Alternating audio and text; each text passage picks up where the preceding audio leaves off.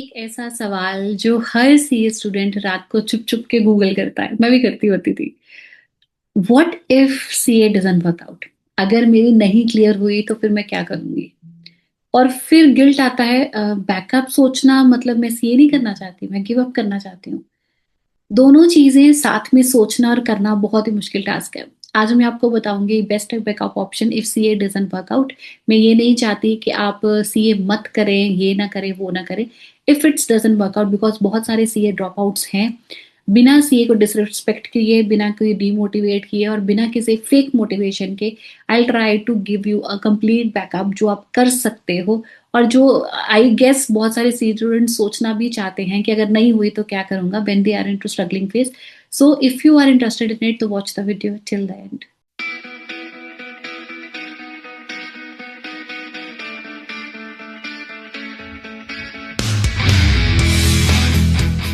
Hello everyone, I am CA Preeti Nagi. मैं students को career decisions में क्लैरिटी और कंफ्यूजन से बाहर निकाल देती हूँ। बिकॉज आज का video not going to be negative one, आपको एक इंश्योरेंस पॉलिसी फ्यूचर सिक्योर करने के लिए है। बहुत सारे स्टूडेंट्स हैं जो सीए ड्रॉप आउट्स हैं, जो सीए नहीं कर पाए and they are have chosen some other career options. अगर आपने साथ साथ में, अगर आपको लग रहा है कि I am in struggling face और मैं नहीं कर पाऊंगा because it's very difficult one. CA एक टॉप मोस्ट डिफिकल्ट जो है डिग्री है, ये हम सब मानते हैं। अगर आपकी नहीं हो पा रही है, आई कंसिडर अगर नहीं हो पा रही है तो इसका मतलब है डेस्टिनी आपके लिए कुछ और लिखा है। Let's explore that option.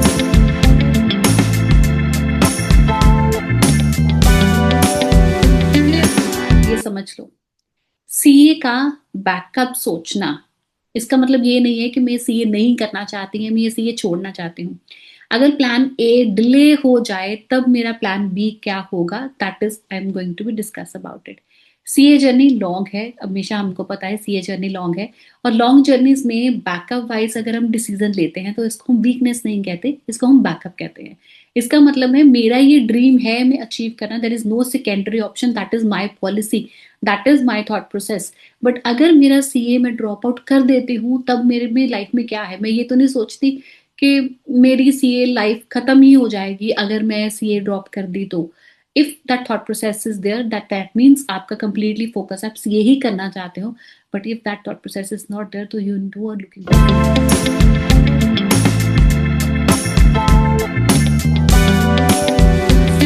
के बाद सीए फाइनल में स्ट्रगलिंग फेज चल रहा है तो कुछ ऑप्शंस आपके लिए अवेलेबल हैं जो आप कर सकते हो। आप कहाँ जा सकते हो? आप अकाउंटिंग रोल में जा सकते हो, आप ऑडिट एग्जीक्यूटिव में जा सकते हो, आप टैक्स असिस्टेंट बन सकते हो, आप कॉर्पोरेट फाइनेंस सपोर्ट में जा सकते हो। बिकॉज सीए इंटर तक जो भी आपकी नॉलेज ग्रैब हुई है, आप तब तक आर्टिकलशिप कर चुके होते हो। सीए इंटर में जो भी आपकी नॉलेज ग्रैब हुई है, आपने आज जो आर्टिकलशिप एक्सपोजर लिया है, जो प्रैक्टिकल एक्सपोजर लिया है, उस एक्सपोजर का आप कभी भी वेस्ट नहीं जाता। वो market CA inter skills plus other skills को कंप्लीटली रिस्पेक्ट करता है। इसका मतलब जो भी लोगों को पास ये प्रैक्टिकल एक्सपोजर है, आर्टिकलशिप का, आपकी नॉलेज का जो भी एक्सपोजर है, they will be able to settle their life well. Reason being is आपके पास वो आर्टिकलशिप का एक्सपोजर अच्छा होना चाहिए। अगर मेरे पास वो भी एक्सपोजर नहीं है then it's going to be a difficult one option for you because accounting roles, audit, taxation, corporate finance support, ये सब चीजें आप तभी कर पाओगे जब आपके पास थोड़ा सा प्रैक्टिकल।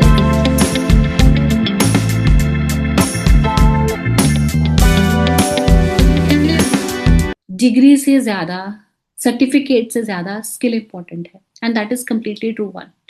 स्ट्रॉन्ग बैकअप स्किल्स जो होती हैं वो आपको जरूर काम आती है। आप मेरी लास्ट वीडियोस देख लेना, उसमें मैंने आपको ये कहा है कि आप अपनी जगह सीए के साथ साथ कुछ ऐसे स्किल्स इन्हांसमेंट करें जो आपको वैल्यू एडिशन देके जाएगा and that is very much necessary. Instead going on complete a degree, मैं स्किल एनहांसमेंट की तरफ जाऊँ। तो स्ट्रॉन्ग बैकअप आपको इंक्लूड करने के लिए आपको क्या करना चाहिए? आपको एडवांस एक्सेल सीख लेनी चाहिए, जो कि अभी एआई के साथ आ रहा है। Advance excel, power BI, MIS जो आपको सीखना बहुत जरूरी है अगर आप अपनी स्किल एनहांसमेंट करना चाहते हो। जीएसटी की प्रैक्टिकल नॉलेज लें, सॉफ्टवेयर कैसे चलते हैं, कैसे आपके कंप्लायंस होते हैं, लिटिगेशन में कैसे काम करते हैं। अकाउंटिंग सॉफ्टवेयर सीखें, टेली, बिजी, सैप, जो ईआरपी है वो आपकी इम्प्लीमेंटेशन है, वो आप सीखें, वो आपको बहुत ज्यादा काम आएगा।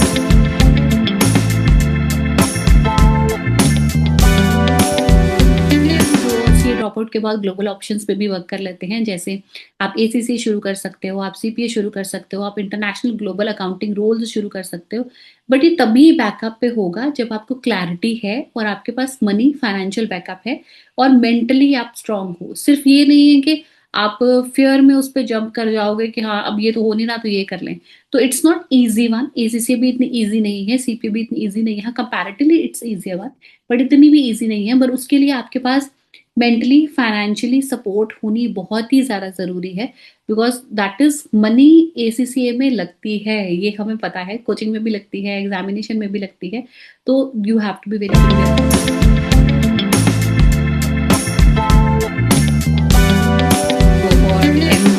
एमबीए का बैकअप हो सकता है, बट हर बार एमबीए का बैकअप नहीं चलता, बिकॉज एमबीए का बैकअप तब चलता है if you are going to do it from the top degrees, top colleges. अगर आप अच्छी यूनिवर्सिटी से या फिर टॉप कॉलेजेस में एमबीए करेंगे तो that definitely going to work out. Average किसी भी यूनिवर्सिटी से या किसी भी कॉलेज से कर लेते हैं एमबीए, वो भी वर्क नहीं करेगा। तो ये बैकअप आपका एवरेज हो जाएगा, कुछ ऐसा टॉप डिग्री नहीं होगा, because CA plus MBA degree तो है ही बट डायरेक्शन नहीं है। अगर सी नहीं हुई तब नॉर्मल कॉलेज से एमबीए, ना इधर डायरेक्शन है ना इधर डायरेक्शन है। सो इसका मतलब है अगर मैंने ड्रॉप करनी है तो it has MBA has to be from top colleges, top universities. अगर मैंने यहाँ टॉप यूनिवर्सिटी नहीं मैनेज कर पाती हूँ तो it has to be only CA, because that is very affordable.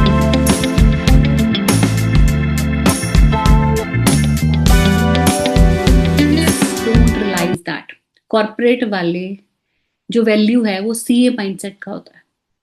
उनमें कंप्लायंस रोल्स मिलते हैं, फाइनेंस ऑपरेशंस मिलते हैं, इंटरनल ऑडिट मिलता है। सीए अटेम्प्ट काउंट से ज्यादा स्किल एटीट्यूड आपका मैटर करता है। मेरे सीए में अगर इतनी अटेम्प्ट्स लग गई हैं तो इसके बाद अगर मुझे उतनी वैल्यू है, मुझे उतनी नॉलेज है, उतनी स्किल है मेरे पास, तो even then I will be able to crack the job in top colleges, in top MNCs, in top universities. अगर मुझे एमबीए करनी है तो टॉप यूनिवर्सिटीज मुझे कभी मना नहीं करेंगी, क्योंकि मेरे पास स्किल है।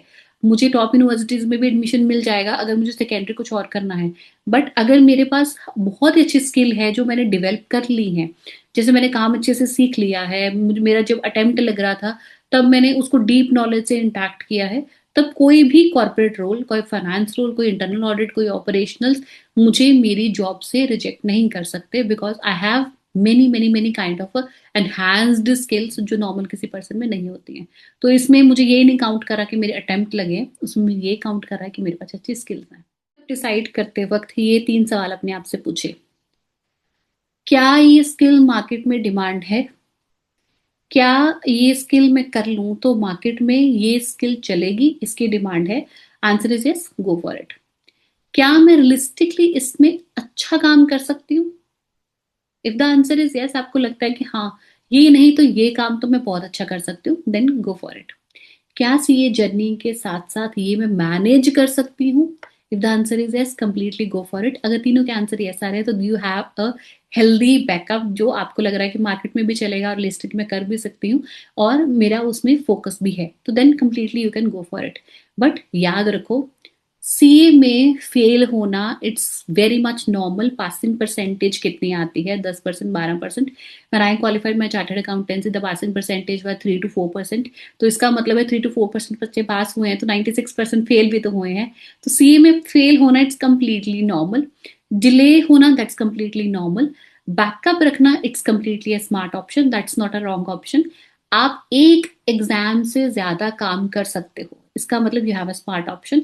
And if you are the one जो सीए के साथ कोई बैकअप ऑप्शन एक्सप्लोर कर रहे हो और उनको अभी भी मेरी पूरी वीडियो देखने के बाद भी नहीं समझ आ रही, you have any queries in your comment box, then completely I am open for your queries. Please drop down your comment in a comment box. I'll reply to your queries because clarity reduces the fear and fear ruins your career. I don't want you to ruin your career. So be clear about it. And if you have any kind of a queries, I'm always there for you. As you all know, आपकी हमेशा हर queries का मैं जवाब देती हूँ।